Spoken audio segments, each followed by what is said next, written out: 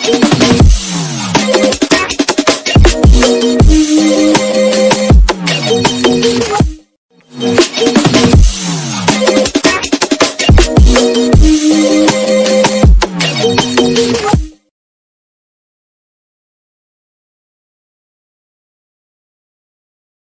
दोस्तों, कैसे हो? आपका स्वागत है त्रिपान स्टडी सेंटर में। आज जो हम करने जा रहे हैं गृह विज्ञान यानी होम साइंस जो है क्लास 12th NIOS बोर्ड का चैप्टर नंबर 3 परिवार, स्वास्थ्य एवं सुरक्षा। ये चैप्टर बहुत ही इंपॉर्टेंट है क्योंकि आपको समझ में आ गया होगा कि फैमिली हेल्थ और जो सेफ्टी फीचर के बारे में हमने जानना है। तो ये जो है थर्ड चैप्टर है NIOS बोर्ड का +2 का, ठीक है। तो इसमें हम जानेंगे कि स्वास्थ्य क्या चीज़ है, स्वास्थ्य में हमें कैसे रखना चाहिए। फिर हम जानेंगे कि स्वास्थ्य का परिभाषा क्या होती है, ठीक है। WHO ने क्या इसका परिभाषा दिया है और इसके बारे में और भी जो है विस्तार पूर्वक और जानेंगे। लेकिन चैप्टर स्टार्ट करने से पहले एक बात जो मैं हमेशा कहता हूँ, जिसको आपको सोचना भी चाहिए, विचार भी करना चाहिए और अमल भी करना चाहिए, वो ये है कि जब भी वीडियो देखिए पूरा देखिए, क्योंकि अधूरा जानकारी सदैव खतरनाक होता है।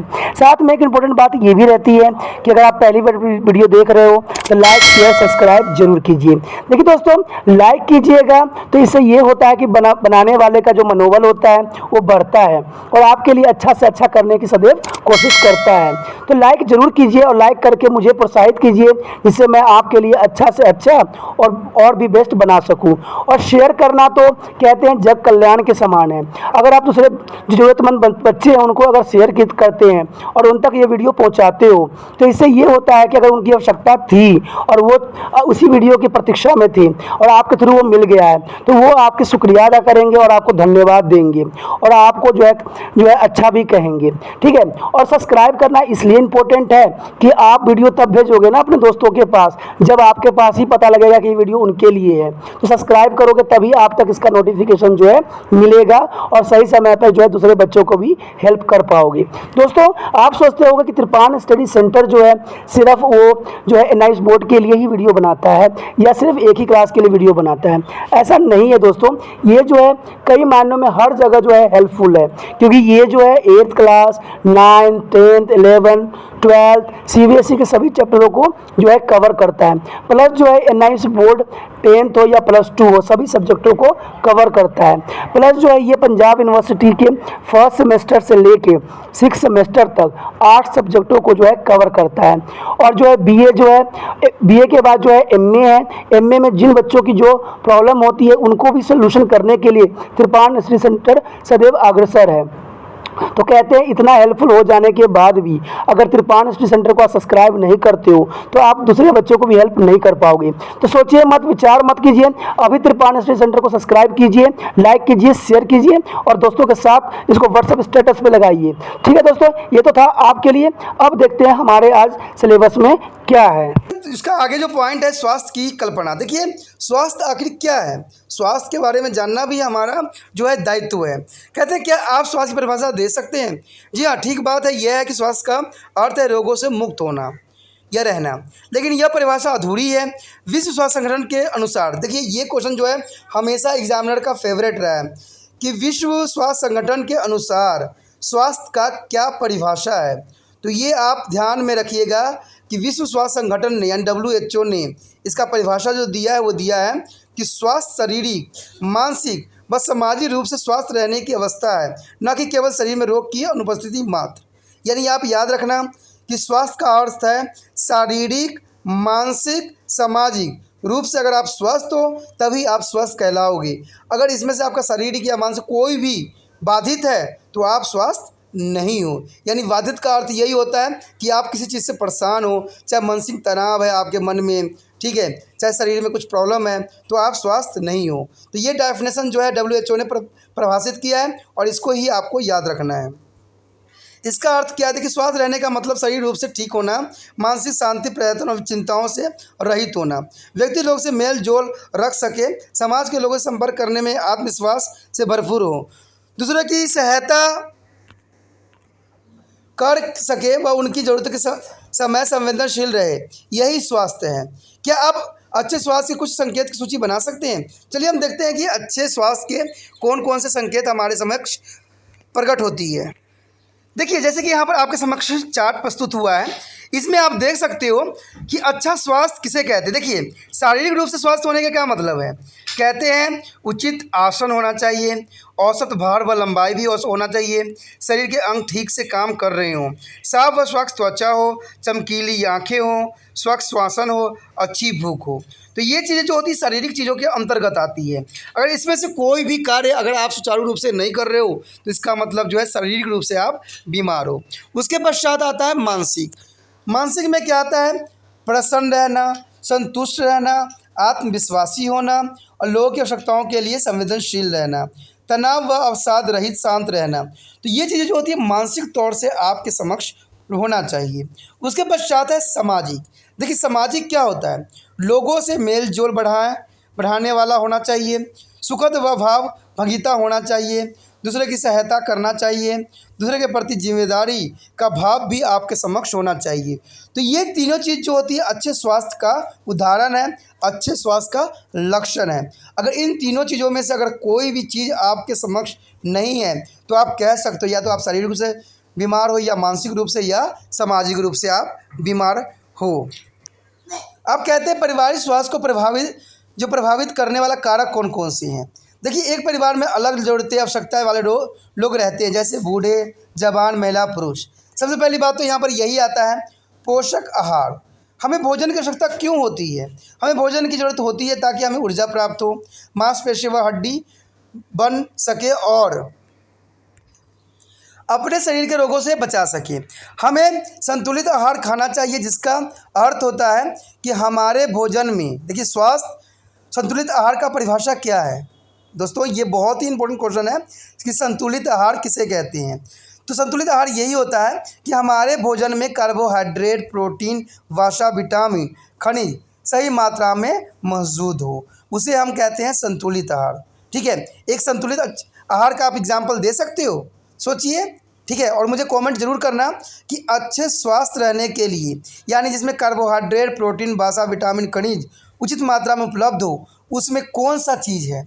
अगर आप सच्ची में इसको देख रहे हो तो ज़रूर मुझे कमेंट करना कि जो है इसमें कौन चीज़ है जिसको संतुलित आहार कहा जाता है। ऐसा कौन पदार्थ हम ले जिससे हमें पूरे चीज़ों की आवश्यकता पूरा हो जाए। तो सोचिएगा नहीं, ज़रूर मुझे कमेंट कीजिएगा और मुझे प्रोत्साहित कीजिएगा।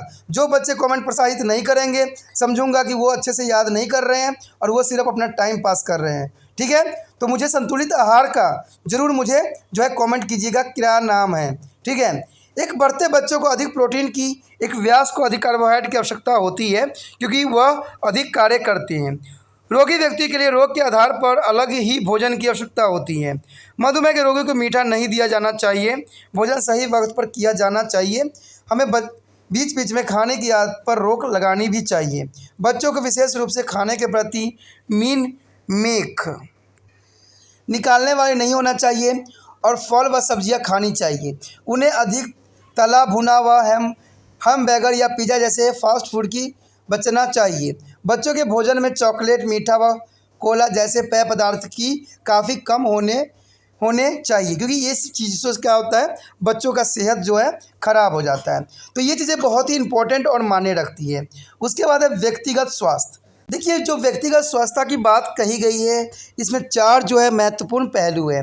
एक है स्वच्छता, दूसरा है व्यायाम, उसके बाद आराम व नींद और स्वच्छ आदतें। ये चारों चीज़ें जो होती है मुख्य पहलू होती है किसी व्यक्तिगत स्वास्थ्य के लिए। अगर आप स्वस्थ हो तो इन चीज़ों का होना बहुत ही ज़रूरी होता है। अब इसके बारे में हम थोड़ा विस्तार से जानेंगे। सबसे पहले हम जानेंगे स्वच्छता। आखिर स्वच्छता का अर्थ क्या होता है। स्वच्छता का अर्थ यही होता है कि हाथों के नियमित रूप से सफाई की जानी चाहिए। हम दिन भर में फर्नीचर, किताबें, सिक्के, नोट व जानवरों को लगातार छूते रहते हैं। इन सब में बीमारी के जीवाणु होते हैं जो हमारे हाथों और उंगलियों द्वारा हमारे शरीर के अंदर भागों में प्रवेश कर जाते हैं या भोजन द्वारा हमारे मुंह में भी पहुंच जाते हैं। इन सब माध्यमों द्वारा किसी भी प्रकार के संक्रमण के बचने के लिए याद रखें कि मुंह में हाथ न डालें। कभी भी पुस्तक के पन्नों या उंगलियों के थूक लगाकर न पलटे। बन ही नोटों को इस प्रकार न गिने। तो ये चीज़ें जो होती है अच्छी आदतें। कहते हैं होठों के बीच नोट या किसी चीज़ को पकड़ना या भी अधिक खतरनाक होता है। शौचालय जाने के बाद हाथों को हमेशा साबुन या राख से धोएं, न कि मिट्टी से। उसके पश्चात आता है भोजन से पहले व बाद में हाथ धोने की भारतीय संस्कृति एक अच्छी आदत है जिसे भुलाना नहीं चाहिए। यद्यपि हाथ मिलाना आधुनिकता की निशानी मानी जाती है, परंतु यह जीवाणुओं के आदान प्रदान का सबसे अच्छा स्रोत भी माना जाता है। त्वचा जो होती है, अपनी त्वचा को स्वस्थ बनाए रखने के लिए नियत दिन स्नान करना चाहिए, क्योंकि नियत स्नान से ही हम त्वचा को साफ सुथरा बना सकते हैं। इसमें आता है कि त्वचा को स्वच्छ व जीवाणु रहित बनाए रखना चाहिए। पसीने से उत्पन्न दुर्गंध को दूर सदैव कर देना चाहिए। त्वचा को पैरों को खुला रखता है। अंत वस्तुओं का नियंत्रण बदलने बाद सीधे नाक साफ करने के लिए रुमाल नैपकिन का भी प्रयोग करें। उसके पश्चात आता है बालों को भी नियत प्रति कंघी करें या नियमित धुलाई करके बालों को स्वच्छ रखें। ऐसा करने में बाल स्वस्थ व जुए हुए रूसी रहित हो जाते हैं। समय समय पर बालों को तेल या मालिश अधिक जरूरी भी पड़ती है। उसके पश्चात आता है दांत। देखिए, दांतों की सफाई दिन में 2 बार की जानी चाहिए, एक बार प्रातः जागने के बाद और एक बार सोने से पहले। प्रत्येक बार भोजन करने के बाद मुंह की अच्छी प्रकार से सफाई नियमित आवश्यक है। इससे दांतों के बीच फंसे अन्न के कण निकल जाते हैं। अधिक मिठाई और चॉकलेट भी हमारे दांत व मसूड़े दोनों के लिए हानिकारक होते हैं। यदि दांत व मसूड़े स्वच्छ नहीं है तो सांस दुर्गंधित युक्त हो जाती है। नाक से सांस लेना। देखिए, हमेशा नाक से ही सांस ले, मुंह से नहीं। आपकी नाक अंदर जाती है, वायु में से धूल व कंटक जो है कीटाणुओं को छान देती है और इस प्रकार आपको कई तरह से बीमारी से भी बच जाते हैं। इसलिए सदैव ही नाक से सांस ले, कभी भी मुंह से सांस लेने की आवश्यकता नहीं होनी चाहिए। आँखों को भी दिन में 2 या 3 बार साफ किया जाना चाहिए, अन्यथा जो है सफ़ेद पीली गंदगी आँखों के कोने पर चिपक जाती है। और परिवार में कभी भी एक दूसरे को तौलिए का प्रयोग न करें। कभी कभी सभी सदस्य द्वारा एक ही जो है सलाई से काजल लगाने पर भी आँखों में संक्रमण हो सकता है। उसके पश्चात है कान। ये कानों को भी स्वच्छ रखना चाहिए। यदि आप अपने कानों के प्रतिदिन सफाई नहीं करते तो आप देखेंगे कि कान के अंदर मैल जम रही है। कान के अंदर की मोम नर्म और मुलायम फेरेरी द्वारा ही साफ की जानी चाहिए। अपने कानों की सफाई के लिए कभी भी नुकीली चीज़ों का इस्तेमाल ना करें। उसके पश्चात आता है नाखून। प्राकृतिक नाखून जो है उंगलियों की दक्षता बढ़ाने के लिए उनमें नाखून बनाए हैं, ताकि हम वस्तुओं को अच्छी प्रकार पकड़ सकें व प्रयोग कर सकें। हमारे नाखून हमारी व्यक्तिगत सुंदरता को भी निशानी है, परंतु लंबे व बिना तराशे हुए नाखून में मैल व जीवाणु एकत्र हो जाते हैं। अंततः हमेशा अपने नाखून को स्वच्छ रखें एवं नियमित रूप से इन्हें काटते भी रहें। उसके पश्चात आता है हमारा व्यायाम। कहते हैं सभी आयु वर्ग के लिए कुछ न कुछ व्यायाम अत्यंत आवश्यक है। बच्चे, किशोर और जवानों को इसकी विशेष तौर पर आवश्यकता रहती है। शरीर व्यायाम से रक्त संचार बढ़ता है, परिणाम स्वरूप शरीर के प्रत्येक को विकास के लिए आवश्यक ऑक्सीजन भी प्राप्त हो जाती है। व्यायाम कई प्रकार के होते हैं, ठीक है। तेज सैर करने या पैदल चलना, दौड़ना, एरोबिक्स व योग इत्यादि, ये सारे व्यायाम के ही रूप होते हैं। कबड्डी, खो खो, फुटबॉल, हॉकी और इसी प्रकार के अन्य तेज रफ्तार वाले खेल भी एक तरह का व्यायाम ही होते हैं। कहते हैं कुश्ती, दंड बैठक, जूडो व कराटे इत्यादि जो होते हैं एक तरह का जो है एक्सरसाइज होते हैं। बुजुर्ग व्यक्तियों को चुस्त बने रहने के लिए हल्की चहलकदमी और योग आसन आदि बहुत अच्छे व्यायाम माना जा सकता है। उसके पश्चात है आसन। देखिए, शरीर का उचित आसन अच्छे प्रभावशाली व्यक्ति के लिए बहुत ही महत्वपूर्ण माना जाता है। आप जानते ही हैं कि आसन का अर्थ है व्यक्ति किस प्रकार से उठता, बैठता, चलता या कार्य करता है। आपको भी अपनी पीठ सीधे करके कंधे तान कर बैठना या उठना चाहिए, ये बहुत ही ज़रूरी हो जाती है। उसके पश्चात है आराम व नींद। कहते हैं दिन भर आपको काफ़ी काम करने पड़ते हैं, जो फलस्वरूप आपकी मांसपेशियाँ थक सी जाती है और इसी प्रकार आपका मस्तिष्क भी थक जाता है, क्योंकि आप पढ़ते, लिखते व अन्य कई मानसिक गतिविधियों में भी विलुप्त रहते हैं। कुछ समय का विश्राम व रात की नींद आपको अलग दिन के लिए पुण्य तरोताज़ा कर देती है। नींद से न केवल थके हुए मानसिक व बल्कि थकी हुई मांसपेशियों को भी आराम मिल जाती है। कितना सोना चाहिए, ये बहुत ही गंभीर समस्या है, तो इस आदतों को भी पूरा किया जा सकता है। कहते हैं बहुत छोटे बच्चों को लगभग पूरा दिन ही सोते रहते हैं, तो ये कोई बुराई नहीं होता है। जो वयस्क होते हैं उनके लिए 6 से 7 घंटा का जो नींद है पर्याप्त माना जाता है। ठीक है दोस्तों जी, ये बहुत ज़रूरी बात हो जाती है कि 6 से 7 घंटा जो है वयस्कों के लिए बहुत ज़रूरी है। जिस कमरे में आप सोते हैं उसे खूब हवादार होना चाहिए। इस कमरे को शोर से दूर होना आवश्यक होता है। इससे जो होता है आपको नींद अच्छी तरह से आ जाता है। उसके पश्चात है स्वच्छ आदतें। आपको स्वयं में स्वच्छ आदतों की भी विकास करना चाहिए। इन आदतों में से कुछ जो है प्रमुख आदतें जो है अभी समझेंगे। पहली आदत तो यही होती है कि भोजन नियमित समय पर करें, यानी भोजन का एक समय निश्चित होना जरूरी है। नियमित समय पर सोएं, प्रतिदिन शौच के लिए जाएं, हो सके तो प्रातःकाल सबसे उपयुक्त माना जाता है। किसी भी प्रकार के मादक पदार्थों को जो है लोभन में न पाए। इसी प्रकार पान, तम्बाकू, पान मसाला भी ना खाएं और शराब से भी दूर रहें। देखिए दोस्तों, मादक पदार्थों को जो है कभी भी सेवन करने के लिए जो है उचित नहीं माना गया है। मादक पदार्थ का जो है कई जगहों पर दवाइयों में उपयोग होता ज़रूर है, लेकिन मादक पदार्थ जो है अधिक मात्रा में लेने से आपके जो है कई तरह का नुकसान आपको हो सकता है। उसके पश्चात कहते हैं सार्वजनिक स्थानों व सड़कों पर थूके नहीं, मल मूत्र का त्याग न करें, सभी शौचालय का भी बिना गंदा किए हुए प्रयोग करें। आपको देखा ही हो गया आप कि बाहर चले जाओगे तो लोग यहाँ वहाँ थूकते रहते हैं, ठीक है, और कहीं भी जो है अपना मल मूत्र त्याग देते हैं। तो ये चीज़ें जो है गंदी आदतों में से ही मानी जाती है, और इसे न जाने इससे क्या होता है, हमारा व्यक्तित्व तो खराब होता ही होता है, प्लस हम जिस देश में रहते हैं वहाँ का जो है वहाँ भी जो है हम अपने आप को गलत रिप्रेजेंट कर जाते हैं। उसके पश्चात जो हमारा है स्वच्छता अपने आसपास की। देखिए, स्वच्छता का अर्थ अपने आसपास के स्थानों को गंदा होने से बचाना होता है। ऐसी कौन सी चीज़ें हैं जो आपकी वातावरण को गंदा करती है, तो ये देखना बहुत ज़रूरी है। हमारे घर की गंदगी, देखिए रसोई का कचरा जो होती है बहुत ही जो है इसको निपटान करना बहुत ज़रूरी होता है। फल व सब्जियों के छिलके होते हैं, कभी कभी फेंका गया बासी भोजन भी हो सकता है। बर्तनों की धोबन भी ज़रूरी होता है।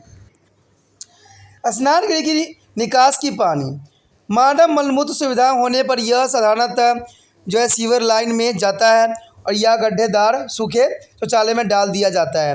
कहते हैं जानबूझकर मारे गए चूहे या तितलियों के रूप में कुछ रद्दी कागज़, रद्दी पैकिंग के थैले या टीन, यदि बगीचा है तो पौधों का कचरा, तो ये सारी चीज़ें बहुत ही रह जाता है, इंपॉर्टेंट बनती है। उसके बाद सड़कों व गलियों की कचरा, सड़कों के किनारों के वृक्ष की पत्तियाँ व चिड़ियों की जो बीट होती है, जानवरों का मूल मूत्र जो होता है, गाय भैंस, जो गली के कुत्ते का मल मूत्र, कभी कभार लोग अपने पालतू कुत्तों के सार्वजनिक स्थानों पर जो है मल मूत्र कराने छोड़ देते हैं, जो कि गलत होता है।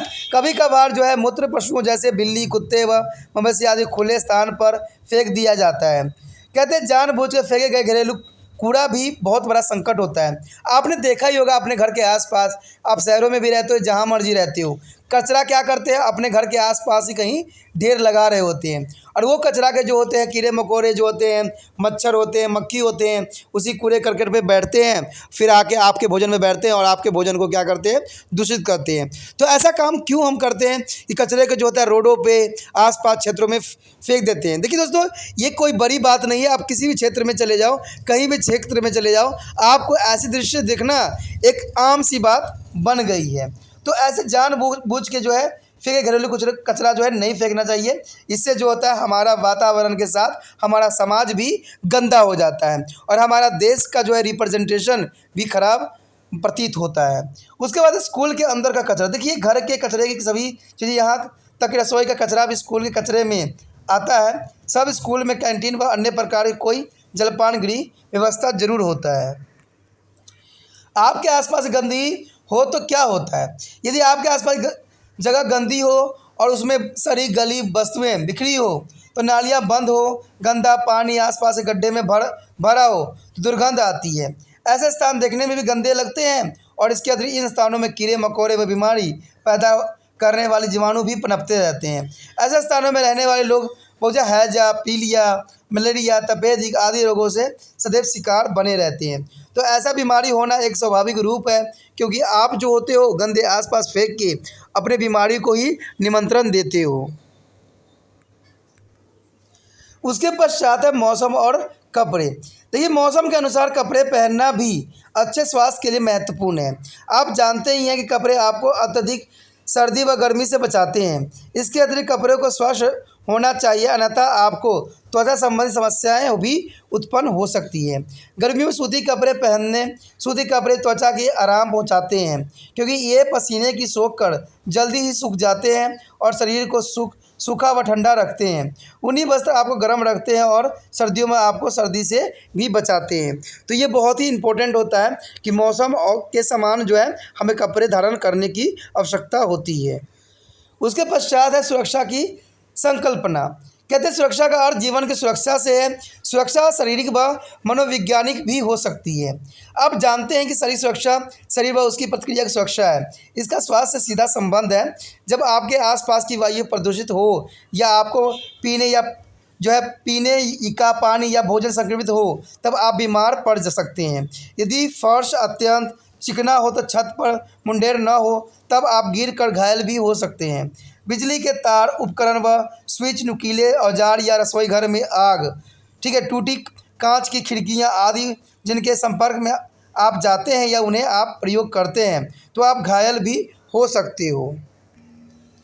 अपने शरीर की रक्षा के लिए आपको सुनिश्चित करना होगा कि आपका घर, स्कूल, रहने व काम करने के लिए सुरक्षित स्थान है। आप स्वयं भी सुरक्षा के इन नियमों का पालन कर सकते हो। केवल यही नहीं बल्कि अन्य लोगों को भी आपके सुरक्षा के नियमों का पालन कराने का कहना चाहिए। मनोवैज्ञानिक सुरक्षा का तात्पर्य है कि आप अपने आसपास के लोगों के विषय में कैसा महसूस करते हो। यह इस बात पर निर्भर करता है कि आपका लालन पालन किस प्रकार हुआ है। ये बहुत ही इम्पोर्टेंट बात रखता है। माता पिता अपने बच्चों की देखभाल बड़े प्रेम से करते हैं। वे बच्चों को परिवार, संबंधों, रीति रिवाजों व समाज के नियमों के विषय में बताकर बच्चों का जो है समाजीकरण करते हैं। वे बच्चों में नीतियों और मूल्य का समावेश भी करते हैं ताकि बच्चे स्वयं को जो है अनुशासित करके दूसरे के साथ भी सदैवपूर्ण ढंग से रह सकें। जब बच्चे ऐसे वातावरण में रहते हैं तो भावनात्मक रूप से दृढ़, संतुष्टि और सामाजिक रूप से दूसरे के साथ अच्छा व्यवहार करने में समर्थ हो जाते हैं। वे सबका सम्मान भी करते हैं और वह स्वयं के विषय में भी सकारात्मक सोच भी रखते हैं। वह किसी भी संभावित घटना का सामना करने को सदैव ही तैयार रहते हैं, चाहे वह सफलता हो या असफलता। यदि वह सफलता होते हैं तो जानते हैं कि उसके परिवार वाले उनके साथ अवश्य देंगे। आजकल कई शहरों में एकल परिवार में दोनों माता पिता कामकाजी हैं। इन घरों के बच्चे स्कूल से आकर घर को खाली पाते हैं और 3-4 घंटे तक स्वयं ही अपनी देखभाल करते हैं। ऐसे समय पर बड़े और बच्चों के बीच संपर्क महत्वपूर्ण होता है और यह जो है संपर्क टेलीफोन या किसी अच्छे पड़ोसी के माध्यम से भी हो सकता है। अन्यथा बच्चे बिगड़ सकते हैं और भटक भी सकते हैं गलत रास्तों पे। जब माता पिता घर पर हो, चाहे वो कामकाजी हो या गैर कामकाजी, वे बच्चों के साथ काफ़ी समय बिताते हैं। ये आवश्यक भी है। इस बीच वह बच्चे से दिन भर की बातें सुन सकते हैं, वह देख सकते हैं और कि उन्हें अपना गृह कार्य किया या फिर उन्हें अपने अलग दिन के लिए या किसी परीक्षा आदि के लिए भी तैयार की आवश्यकता हो तो नहीं। माता पिता बच्चे को अपने दिलचस्प अनुभव व घटनाओं के विषय में भी बता सकते हैं। यह पूरा प्रयोग माता पिता बच्चों के नज़दीक लाने के लिए भी हो सकता है।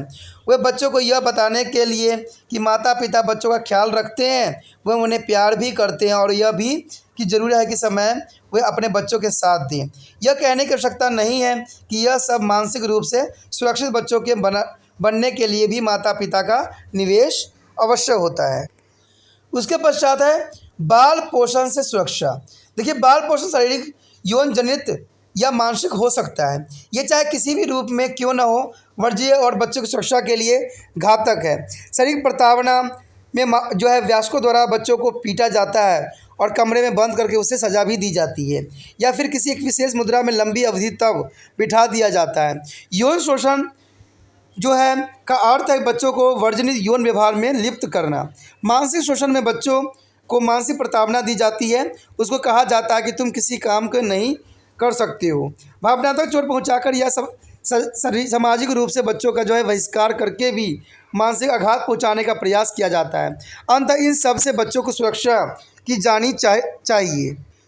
उसके पश्चात है धूम्रपान, मदिरा व मादक पदार्थों से सुरक्षा। देखिए दोस्तों, कहते हैं धूम्रपान, मदिरा पान व मादक पदार्थों का सेवन साधारणतः मित्रों के दबाव के कारण या खेल खेल में किया जाता है, परंतु बच्चे शीघ्र ही उसके आदी हो जाते हैं और फिर उनकी वापसी का कोई रास्ता नहीं नजर आता है। जब कोई धूम्रपान करता हो तो वो कार्बन मोनोऑक्साइड और निकोटीन सांस से भीतर लेता है और ये दोनों ही श्वसन तंत्र के लिए हानिकारक सिद्ध होता है। इससे मुख और फेफड़े का कैंसर भी हो सकता है। मदिरापान से ध्वनि कठोर हो जाती है, जिससे दिल का दौरा भी पड़ सकता है। यदि चिकित्सा के जो निर्देश अनुसार औषधि ली जाए तब वे लाभदायक जो है होती है। जैसे कि उपचार खत्म हो जाए, इनका सेवन रोक दिया जाना चाहिए। परंतु कोकीन व कैफीन आदि मादक पदार्थों का लगातार प्रयोग व्यसन बन जाता है, जो आगे चलकर खतरनाक भी सिद्ध होता है।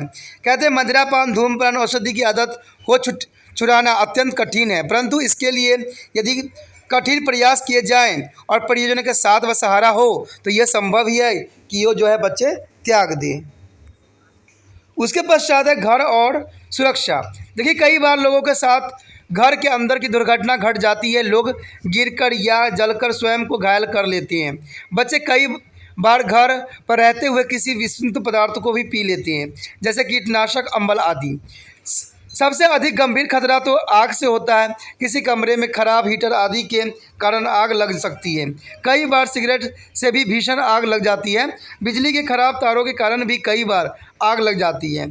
इससे झटका भी लग सकती है। ये सब बातें जो है हमारे लिए बहुत विशिष्ट है, क्योंकि हम यहाँ पर स्वास्थ्य, सुरक्षा और हमने हर चीज़ की बातों को जो है बहुत ही गंभीरता के साथ समझा है और जाना है। और हमने एकल परिवार, संयुक्त परिवार के बारे में भी जाना है, इसका कार्य, इसका लाभ, हानि, हर बातें पढ़े हैं। तो कह सकते हो कि ये चैप्टर जो है काफ़ी हद तक जो है हमारे व्यक्तित्व को निखारने में भी जो है महत्वपूर्ण योगदान देता है। तो ये चैप्टर जो है हर एक बच्चों के लिए, हर एक क्लास के लिए बहुत इंपॉर्टेंट है। लेकिन ये जो है +2 NIOS बोर्ड के लिए जो है गृह विज्ञान बहुत ही इंपॉर्टेंट रखता है और इसको आपको समझना चाहिए। इसके वो क्वेश्चन आंसर जो है दोस्तों समय आने पे मैं ज़रूर दूंगा, तो आप लोग बने रहिए त्रिपान स्टडी सेंटर के साथ। इसी के साथ जो है दोस्तों हमारा टॉपिक आज खत्म हो रहा है। ठीक है, अगर आपको अच्छा लगा तो लाइक, शेयर, सब्सक्राइब जरूर कीजिए। अगर पहली बार अगर आप वीडियो देख रहे हो, पहली बार मेरे चैनल पे आए हो, तो सब्सक्राइब करना आपका फ़र्ज़ बन जाता है। सब्सक्राइब करने से ये होगा कि जो भी मैं आप क्लास के रिगार्डिंग कोई भी वीडियो डालूंगा उसका नोटिफिकेशन जो है समय समय पर आपको प्राप्त होता रहेगा। अगर सब्सक्राइब नहीं कीजिएगा, अगर आप दोबारा से त्रिपान स्टडी सेंटर पर आने की कोशिश कीजिएगा तो वहाँ पर आप त्रिपान लिखिएगा तो जो है वो त्रिपस कर देगा। ठीक है, जो आप गूगल पर सर्च को त्रिपस कर देगा, जिससे वजह से आप जो है मेरे वीडियो का जो है फ़ायदा नहीं उठा पाओगे। तो सोचिए मत, विचार मत कीजिए, सब्सक्राइब कीजिए। आप सोचते होइएगा कि मेरा जो एग्ज़ाम खत्म हो जाने के मेरा क्या ज़रूरत है त्रिपान स्टडी सेंटर से। ठीक है, तो इसलिए सब्सक्राइब नहीं करने को सोचिएगा। लेकिन दोस्तों ऐसा नहीं है, त्रिपान स्टडी सेंटर जो है बहुत हेल्पफुल है।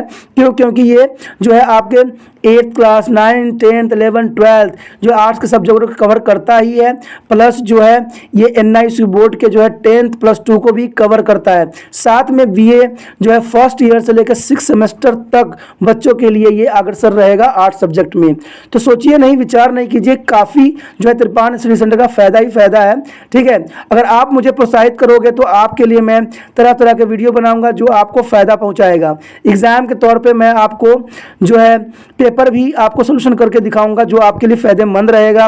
अगर नहीं सब्सक्राइब कीजिएगा, मेरा मनोबल घटेगा, तो हो सकता है कि आपको फिर दोबारा मैं ना वीडियो बनाऊं और आपको फ़ायदा ना पहुंचाऊं। तो अभी भी नहीं सोचिए, मेरा जितना आप फैलाइएगा, जितने दूसरे बच्चों के साथ शेयर कीजिएगा, उतना जो है मैं आपके लिए कार्य करने में अग्रसर रहूँगा। ठीक है दोस्तों, इसे सोचिए मत, विचार मत कीजिए, अभी सब्सक्राइब कीजिए और अपने व्हाट्सएप स्टेटस पर लगाइए और दूसरे बच्चों के साथ भी शेयर कीजिए। ठीक है दोस्तों, अपना ध्यान रखना। बाय।